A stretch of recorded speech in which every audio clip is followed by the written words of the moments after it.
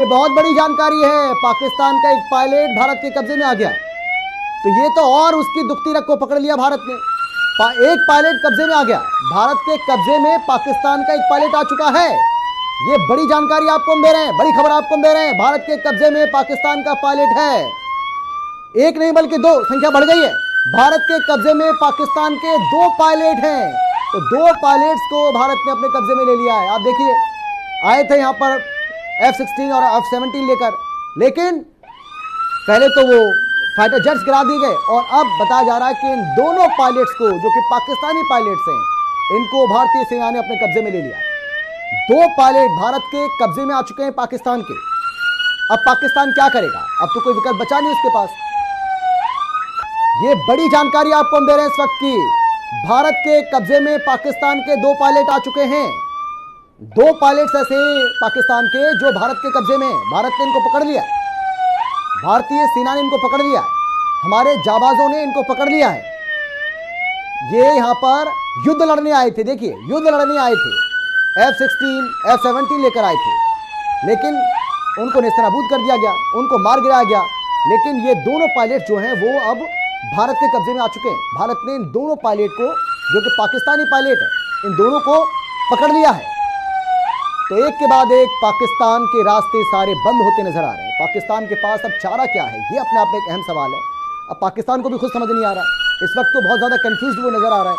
उसे समझ ही नहीं आ रहा है कि भाई युद्ध को आगे बढ़ाया जाए या फिर युद्ध को खत्म कर दिया जाए। लेकिन हाँ, अगर भारत से कोई राय लेगा तो हम तो कहेंगे रोकोगे तो तुम्हें फायदा होगा। भाई भारत का क्या बिगड़ेगा? भारत का तो कुछ बिगड़ने वाला नहीं है। अभी तक आप कुछ कर नहीं पाए, ना ही कर पाएंगे।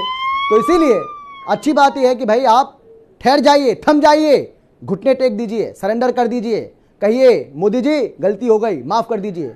यही एक उपाय है आपके पास। इसके अलावा कोई उपाय मुझे तो दिख नहीं रहा है। भाई आप क्यों अपनी कब्र लगातार खोद रहे हैं? ये आपके लिए बहुत बड़ी बुरी स्थिति है। बड़ी जानकारी आपको हम दे रहे हैं, बड़ी खबर आपको हम दे रहे हैं। बड़ी जानकारी, देश भर के 24 एयरपोर्ट को बंद कर दिया गया है। देश भर के 24 ऐसे एयरपोर्ट्स हैं जिनको बंद कर दिया गया है। सभी हवाई अड्डों को और इन पर सुरक्षा बढ़ाने की बात भी कही गई है। शिमला की बात करें, कुल्लू की बात करें, पटाला की बात करें, इन सभी एयरपोर्ट्स को बंद कर दिया गया है। सभी यात्रियों की सेकेंडरी लैडर पॉइंट चेकिंग की जा रही है। ये बहुत बड़ी जानकारी। प्लेन के अंदर एयर मार्शल की तैनाती भी की जाएगी। देश भर के 24 एयरपोर्ट्स को बंद करने का फैसला किया गया है और एहतियातन बनता भी है, फर्ज है हमारा। भाई जिस तरीके से बमबारी कर रहा है, जिस तरीके से रॉकेट्स आ रहे हैं, ड्रोन्स आ रहे हैं, मिसाइल्स दागी जा रही हैं, तो हमें अपने नागरिकों की सुरक्षा को ध्यान में रखना पड़ेगा। और इसी क्रम में यह फैसला लिया है भारत सरकार ने कि 24 ऐसे एयरपोर्ट्स हैं देश के, क्योंकि पाकिस्तानी की जो सेना है, जो पाकिस्तान है, जो आतंकिस्तान है, वो हमारे जो एयरपोर्ट्स हैं, जो हमारे एयरबेस हैं, उनको निशाना बनाने की कोशिश कर रहा है। तो इसीलिए जो अहम जो एयरपोर्ट्स हैं, जो खासतौर पर सीमावर्ती क्षेत्रों में पड़ते हैं, उन सभी पर ये एहतियाती कदम उठाते हुए इनको बंद करने का फैसला लिया गया है। एक और बड़ी जानकारी आपको देते हैं। राजस्थान के लाठी में पाक का एक और, ये ढेर क्या हुआ है बताते हैं आपको। राजस्थान में पाकिस्तानी पायलट की तलाश जारी है। तो राजस्थान में पाकिस्तानी पायलट की तलाश जारी है। राजस्थान के लाठी में पाक का एक और JF-17 ढेर हो गया है। ये एक और बड़ी जानकारी आपको हम दे रहे हैं। राजस्थान में पाकिस्तानी पायलट की तलाश की जा रही है। 2 पायलट तो पहले ही कब्जे में आ गए। राजस्थान के लाठी में पाक का एक और JF-17 ढेर हो गया है। तो क्या तीसरा पायलट भी आएगा कब्जे में? इस हिसाब से तो तीसरा भी आ जाएगा, यानी 2 आ चुके हैं, अब तीसरे की बारी है। राजस्थान के लाठी में पाक का एक और JF-17 ढेर हो गया। एक के बाद एक पाकिस्तानी जेट्स, जो फाइटर जेट्स हैं, वो ढेर होते जा रहे हैं। और अब तक 2 पाकिस्तानी पायलट्स वो हमारे कब्जे में आ चुके हैं। 4 को हम मार गिराएं। 4 जो हैं, जो फाइटर जेट्स हैं, उनको मार गिराया है, उनको नेस्तनाबूद कर दिया है, उनके चिथड़े उड़ा दिए हैं, उनको पूरी तरह से क्षतिग्रस्त कर दिया है। मोनिका जुड़ गई हमारे साथ न्यूज रूम से। मोनिका, क्या जानकारी आपके पास? Monika, over to you. बिल्कुल, देखिए पायलट कब्जे में आ गया है पाकिस्तान का, और ये एक बड़ी कामयाबी के तौर पर हम इसे देख सकते हैं। फिलहाल इस तरह की बहुत सारी कामयाबियों की खबर लगातार मिल रही है अमित। जैसे कि अभी हम जिक्र कर रहे हैं कि यहाँ पर हमला हुआ है और पाकिस्तान के बहुत सारे हमलों को हमने निष्क्रिय कर दिया है।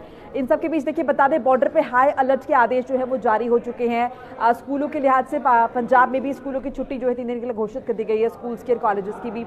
जम्मू में भी कुछ ऐसा ही फैसला लिया गया। बहुत सारी जगह पर ऐसा हुआ कि सरकारी कर्मचारियों की छुट्टियां रद्द कर दी गई। जैसे राजधानी दिल्ली में सरकारी कर्मचारी की छुट्टियां जो है वो रद्द हो चुकी है। अगर मैं मुंबई का जिक्र करती हूँ तो मुंबई में छुट्टियां कोई अप्लाई नहीं कर पाएगा, ये बड़ा फैसला लिया गया है। तो अलग अलग स्तर पर अगर हम देखिए प्रशासनिक स्तर पर भी फैसले लिए जा रहे हैं। इस बीच जो भारत की कार्रवाई हुई है उससे पाकिस्तान में खलबली नजर आई है। इसके साथ साथ अब समझिए, जैसे कि हम पहले भी जिक्र करते हैं, विदेश सचिव ने बातचीत की है अमेरिका में अपने समकक्ष से और उन्हें पूरी डिटेल जो है बताई है। अमेरिका ने बाकायदा संदेश भी जारी किया है। यूरोपियन यूनियन से भी बात की गई है और अभी जो इन्फॉर्मेशन उसके हिसाब से इटली में मोनिका आ रहे हैं आपके पास, मोनिका आपके पास लौट रहे हैं। बड़ी खबर आ रही है, बड़ी खबर आ रही है, ये भी बताना जरूरी है। भारत की कार्रवाई से पाकिस्तान में खलबली मची हुई है। तो भारत की कार्रवाई से पाकिस्तान में खलबली मची हुई है। पाकिस्तान के कई शहरों में जबरदस्त भगदड़ का माहौल है।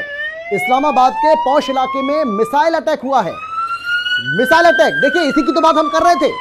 हम यही कह रहे थे कि भाई बचा क्या। कराची हम पहुंच गए, हम और भी जगह पहुंच गए। पाकिस्तान की जो राजधानी है इस्लामाबाद ही तो बाकी है। लेकिन अब इस्लामाबाद के पौष इलाके में मिसाइल अटैक हुआ है। भारत वहां तक पहुंच गया है, पाकिस्तान की राजधानी तक भारत पहुंच गया है। अब बताइए बचा क्या, अब बताइए बचा क्या। पाकिस्तान बचना मुश्किल है।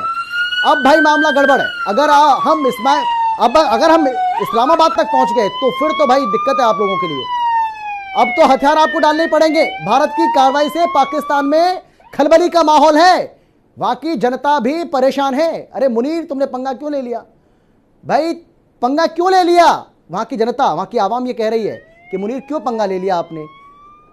भाई आप इनसे भिड़ने में कोई फायदा नहीं है, आप भिड़ गए। अब दिक्कतें हो रही हैं और दिक्कत यह हो रही है कि पाकिस्तान इस वक्त कब्रगाह बनता हुआ नजर आ रहा है।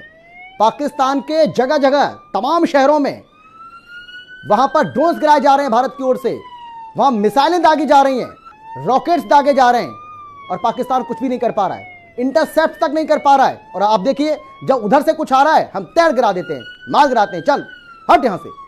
इस तरीके से आप सोचिए कि मतलब कमाल हो गया भाई, कमाल हो गया।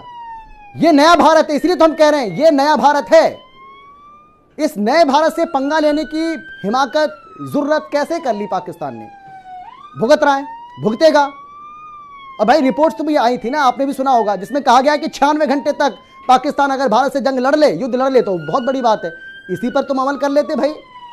हालांकि अभी 96 घंटे नहीं हुए हैं, लेकिन 96 घंटे आप झेल भी पाएंगे, वही तो बड़ी बात है ना। अब वो रिपोर्ट्स किसने बनाई है, किस तरीके से बनाई है, उस पर भी बात हो सकती है। लेकिन 96 घंटे भी अगर पाकिस्तान झेल ले तो वो भी अपने आप में एक बहुत बड़ी बात होगी। अब देखिए ना, आप देखिए किस तरीके से रॉकेट्स दागे जा रहे हैं, मिसाइल्स छोड़ी जा रही हैं, और ड्रोन जो है वो आ रहे हैं और देखिए इंटरसेप्ट किया और उसके बाद ढेर से उड़ा दिया। क्या बचा, कुछ नहीं बचा। हिंदी खबर पर ये तस्वीरें आप देखिए, ये तस्वीरें बहुत कुछ कहती हैं। ये तस्वीरें बताती हैं कि ये भारत सच में अब नया भारत है। ये भारत अब बदल चुका है। पाकिस्तान को ये समझना पड़ेगा कि भाई ये अब 47, 48, 99, 71, 65, 62 वाला भारत नहीं है भाई। आप समझ क्यों नहीं रहे। ये भारत अब बदल चुका है, ये नया भारत है।